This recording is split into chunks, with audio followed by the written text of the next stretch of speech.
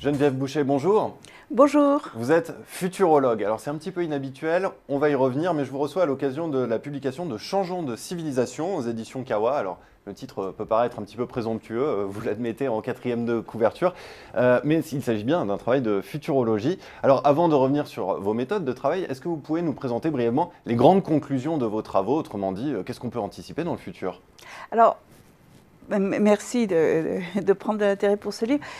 En fait, pour comprendre les conclusions, il faut peut-être comprendre la question de départ. La question de départ, c'était est-ce que la civilisation occidentale, pas celle qu'on vit en France, mais la civilisation occidentale qui sert de référence à l'évolution de l'économie actuellement, est en train de s'effondrer ou va s'effondrer parce qu'elle contient des contradictions?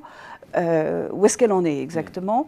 Et donc, en fait, je suis arrivée à la conclusion qu'effectivement, il y a une civilisation qui est en train d'émerger et l'ère industrielle que nous venons de vivre, qui a duré 1,5 siècle, 2 siècles à peu près, n'est que la racine de ce renouveau.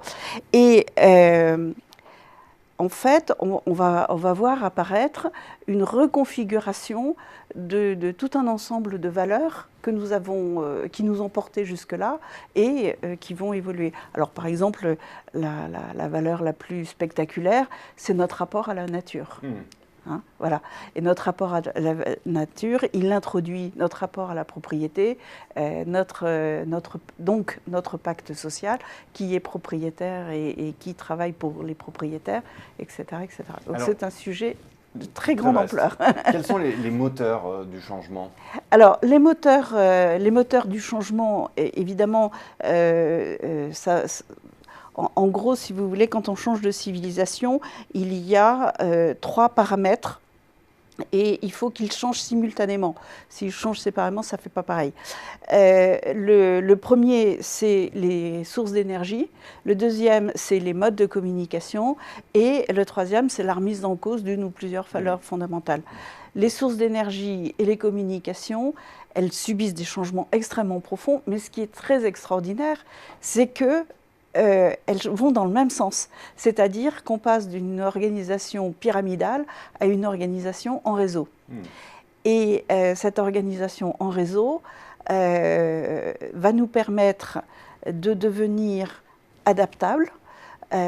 Or, dans l'histoire des espèces, celles qui arrivent à passer à travers le temps, ce sont les plus adaptables. Par exemple, une fourmilière qui est composée de fourmis, eh bien, les fourmilières sont très atomiques et donc arrivent à s'adapter à toutes les circonstances. En revanche, un dinosaure qui est très spécialisé pour un environnement, quand l'environnement change, il n'a pas le temps, parce qu'il a un organisme trop complexe, il n'a pas le temps de suivre l'évolution.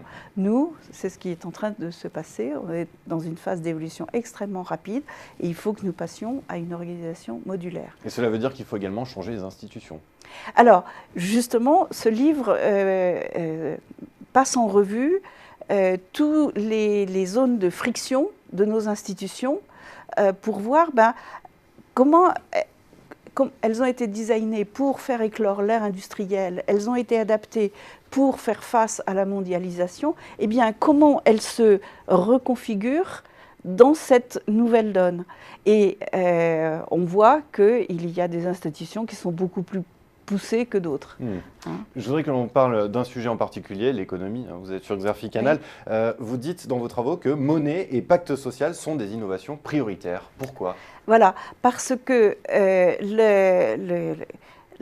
tant la monnaie que le pacte social ont été redessinés et ensuite spécialisés, approfondis au lendemain de la dernière guerre mondiale pour prendre véritablement l'envol industriel, donc les 30 Glorieuses et tout ce qui s'ensuit, puis la vague de mondialisation.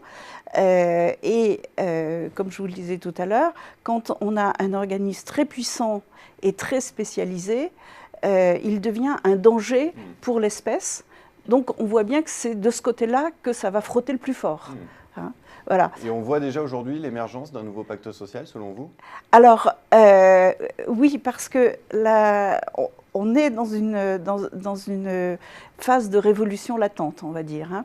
Et cette révolution, elle ressemble à aucune autre dans l'histoire de l'humanité. Parce qu'elle n'est pas portée par un pays ou surtout une classe sociale qui émerge, elle est portée par une génération, la génération Y et toutes les suivantes, qui en fait changent de préoccupation. Hein. L'ère industrielle, c'est le bien-être pour tous grâce au progrès technique. Et la génération qui arrive, elle, ce qu'elle veut, c'est s'accomplir. Accumuler du bien, voire même de la richesse, ce n'est pas du tout sa priorité. Sa priorité, c'est de pouvoir réussir son parcours de vie. Jacques Attali dit faire de sa vie une œuvre. Je ne sais pas si c'est lui, mais en tous les cas, je l'ai entendu dans sa bouche. Et donc, vous voyez bien que le paradigme change fondamentalement. Et en particulier, cette jeunesse, elle a des préoccupations qui sont, je veux donc réussir ma vie, mais sous toutes ses facettes, c'est-à-dire mon volet professionnel, donc tout ce qui va toucher au productif, mais également tout ce qui va toucher à ce que j'appelle le contributif, c'est-à-dire réussir ma famille, m'impliquer dans la vie politique, dans la vie économique, dans la vie culturelle, dans la vie spirituelle, etc., etc. Or, ce qu'on est en train de constater, c'est que parmi les changements qu'on vit, je vous ai dit, on passe de la loi du plus fort à la loi du plus adaptable. Et la loi du plus adaptable introduit une nouvelle guerre qui est la guerre des talents. Et on y est dans la guerre des talents, ça y est, c'est parti. Or, les talents, pour pouvoir les faire émerger, il faut un terreau socio-économique de très très bonne qualité. Hein. L'autre jour, j'entendais un journaliste qui disait, bon, quelle est la société vers laquelle on va? Est-ce que ça va être le modèle Amazon, où il y a des petites mains qui emballent, et puis des informaticiens qui sont très bien payés parce qu'ils font une plateforme super intelligente, puis les propriétaires, ils sont en dehors de l'épure. Bien, si on ne veut pas tout à fait cette société-là, c'est toutes ces espaces de réussite de vie qu'il va falloir développer. Et en particulier, comme le terreau de qualité est important pour permettre aux talents de se développer et voire même d'en attirer, il va falloir trouver des mécanismes qui récompensent les activités contributives. Et c'est là où notre modèle économique est remis en cause. Et doit s'adapter. Et doit s'adapter. Et donc, dans le livre, je propose des pistes de travail. Il y en a plein d'autres, mais je ne peux pas travailler, voilà, qui sont effectivement autour de la monnaie et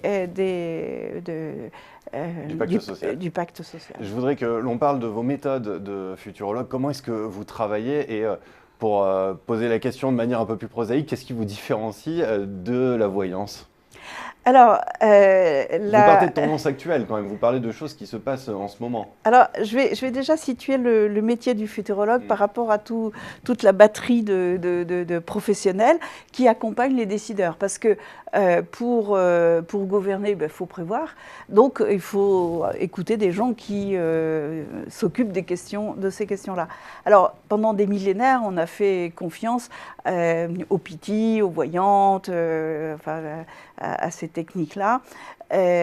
Bon, depuis justement les années 2000, on a essayé de structurer parce qu'on a des datas, on commence à avoir beaucoup de matériel.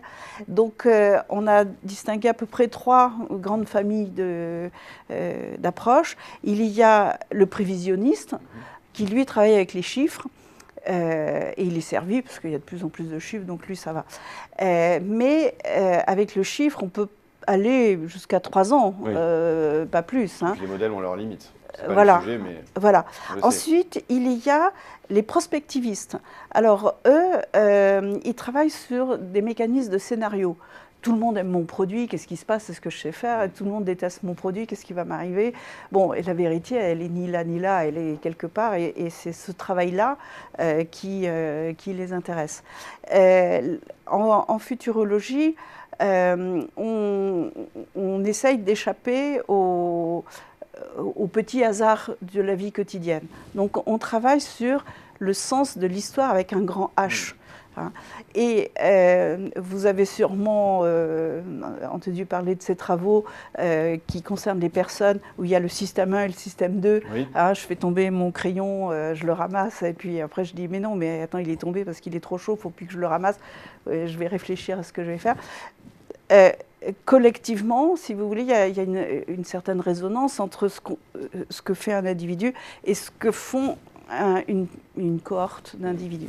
Voilà, donc c'est assez logique de retrouver ce même mécanisme.